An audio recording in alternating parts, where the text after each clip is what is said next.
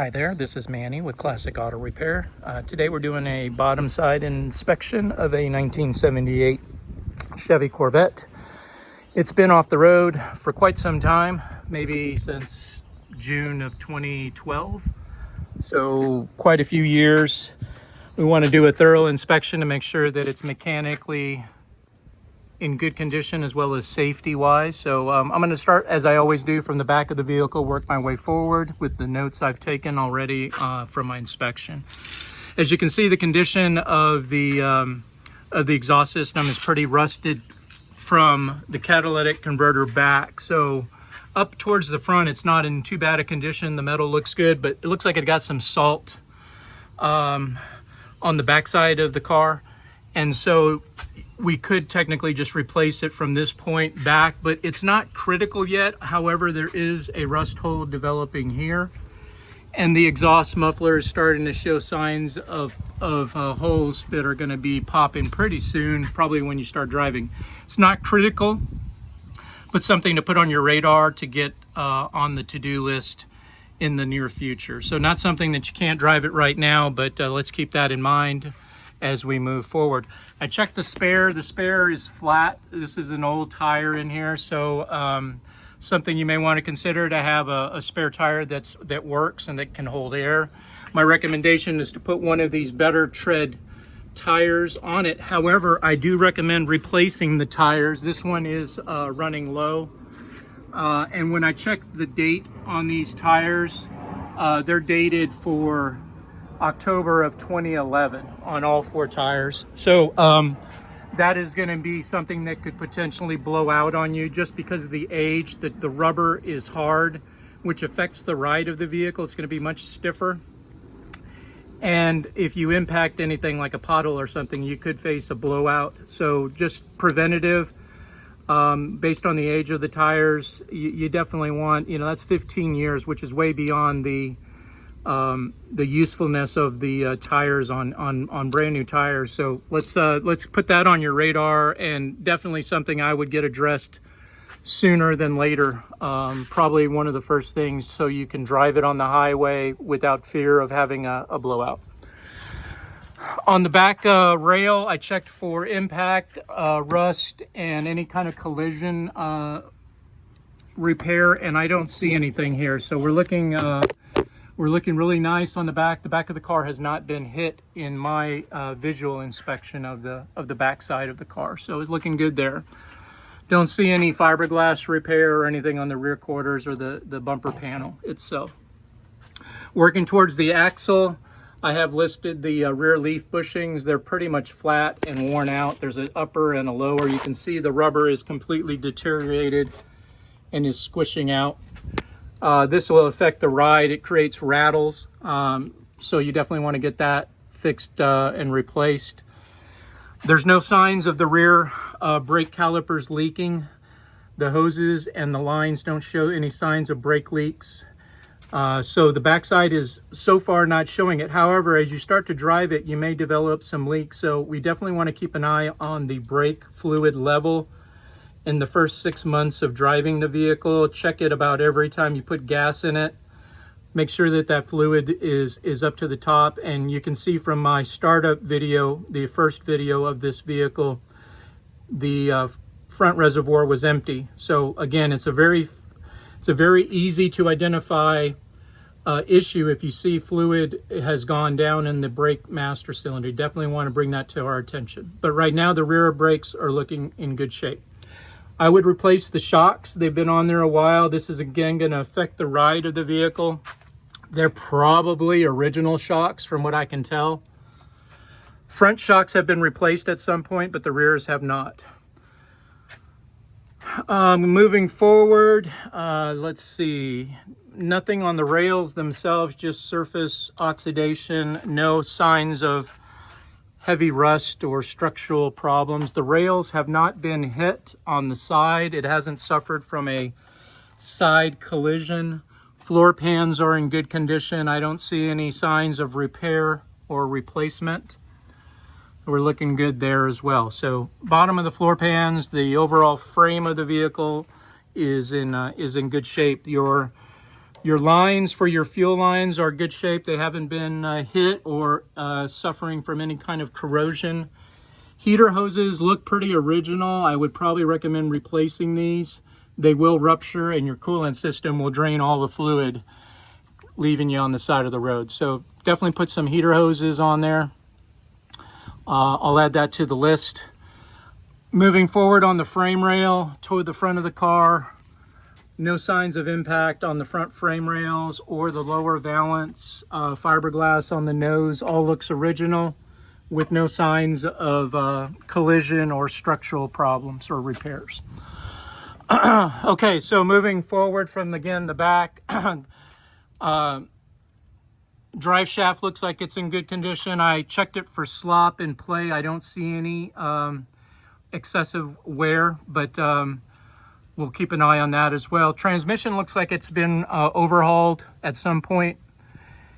The fluid was very low. It was 4 quarts low of transmission fluid, and that's normally because when the vehicle sets, your torque converter, which is inside of this cover, when the vehicle's set for a very long time, all the fluid drains out of the torque converter and goes into the pan. And when the vehicle is started, all the fluid that was in the torque converter blows out of the vent and ends up on the floor of the carport or garage.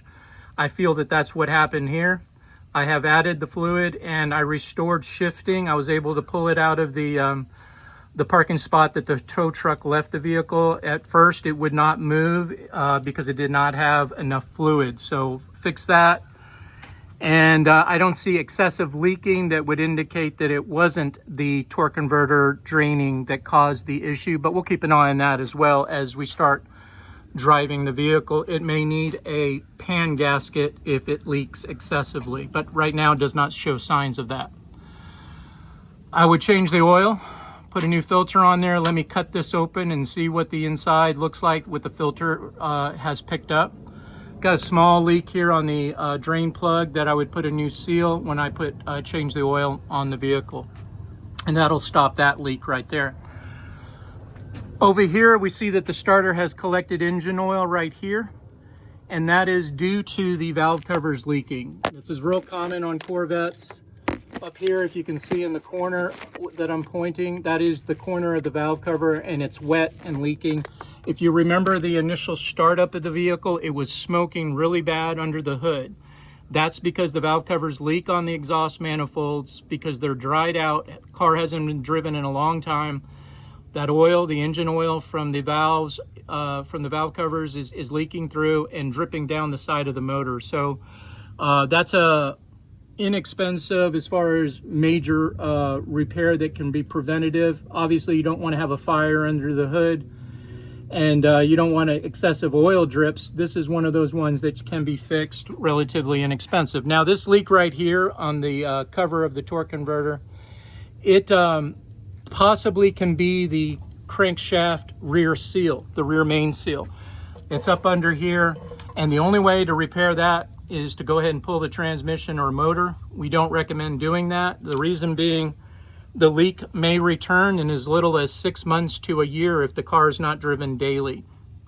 So my recommendation, save that money, put a little pan in the garage to collect the oil if it does drip on occasion. It's going to be a very small leak, not something excessive, not something you have to be concerned you're losing too much oil, but it is an engineering fault when the tolerances, and more importantly, just because the car is not driven daily, the seal doesn't get lubricated with oil, and therefore it dries up and cracks, and that's what creates the issue there.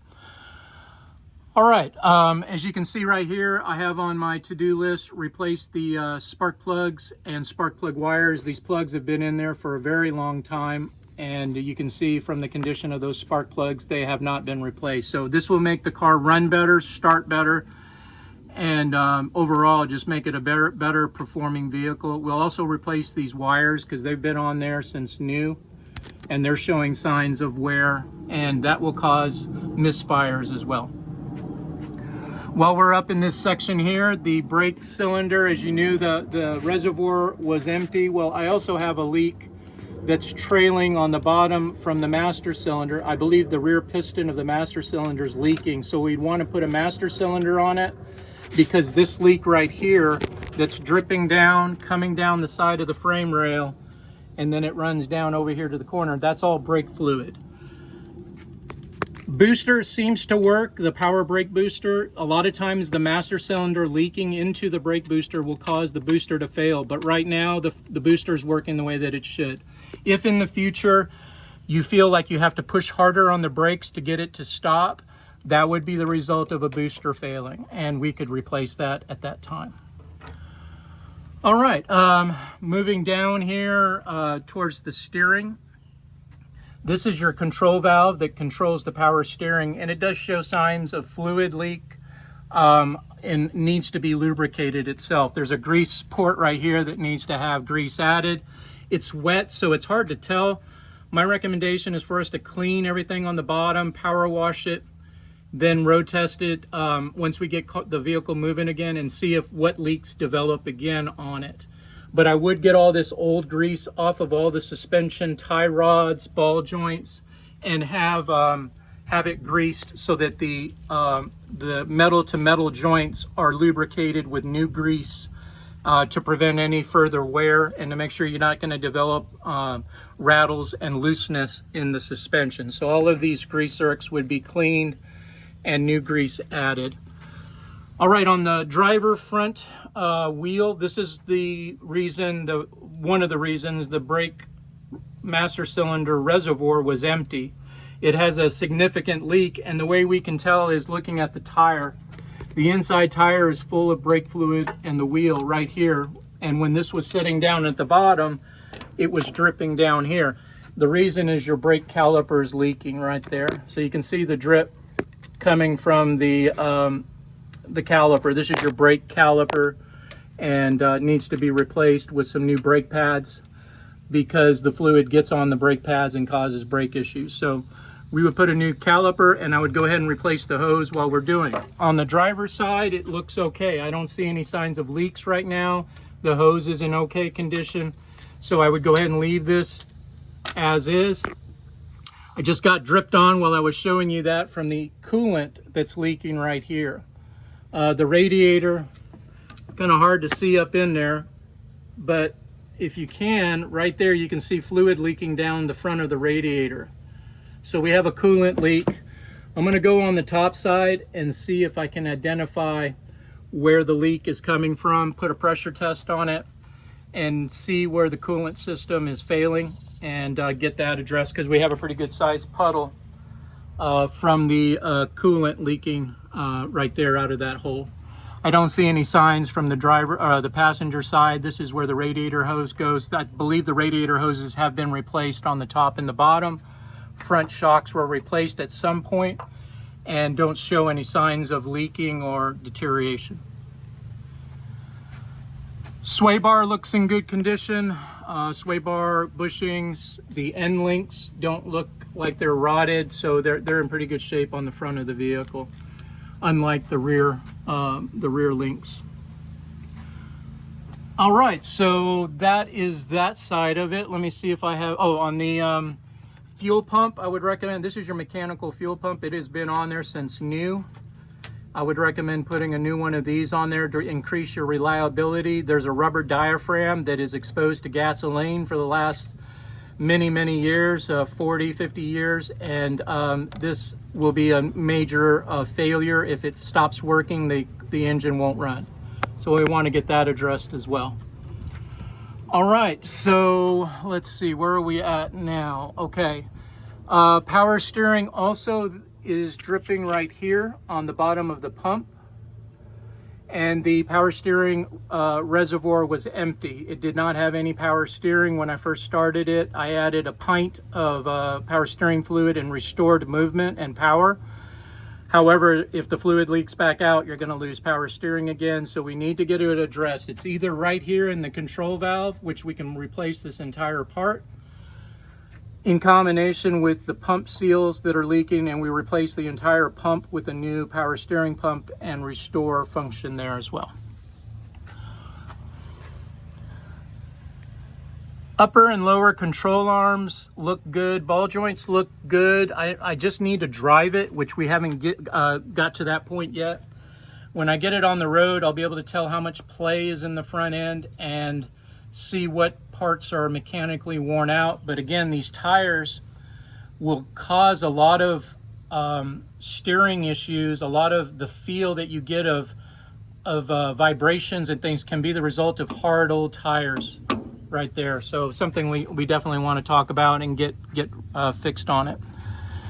The motor mounts look like they're in good condition. They're not torn. That's usually a pretty common thing on these cars, but it's in good condition on this one. Transmission cooling lines are original and in good shape, and the modulator is connected back here. This is what controls the shifts, and it's connected here on the bottom. As long as it's connected up on the top still, we're in good shape. Starter looks okay. It starts good. I haven't had any faults with the starter since I've been cranking on it with the new battery, and we're looking pretty good there. You can see the lower control arm bushings show signs of cracks and wears. Unfortunately, we don't do this repair at our facility, but something in the near future to get the steering to wear the tires correctly and to keep any noises and creaks from happening. These bushings here need to be replaced. And you can either, more common, what happens is they replace the whole lower control arm with a new ball joint. And that gives you all new bushings on the bottom, and you can replicate it up on the top as well and put the new upper control arms.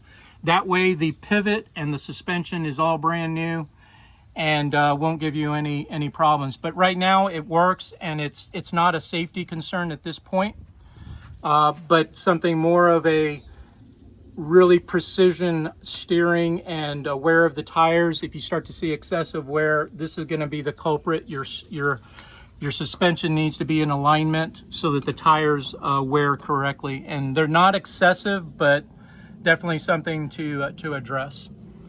All right, let me see on my list if there was anything I didn't get covered. Let's see, empty master cylinder, calipers.